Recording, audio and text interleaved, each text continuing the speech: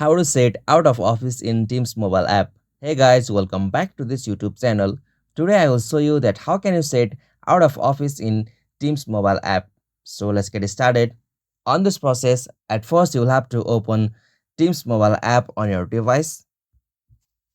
Okay, so once you open Teams mobile app with your account, you'll see such interface. So from here, you'll have to tap on your profile icon just at the top left corner. And now from here, you'll have to tap on this set a status message. So simply tap on this. Okay, so from the section, you'll have to set a status. So the status will be like I'm out of the office.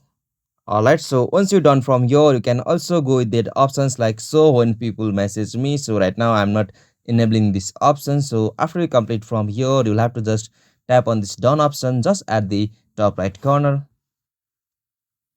Alright, again tap on your profile icon. Alright, so as you can see the status, I'm out of my office, and now from here you'll have to go with the option available. So simply tap on that, and now from here you can choose the option do not disturb.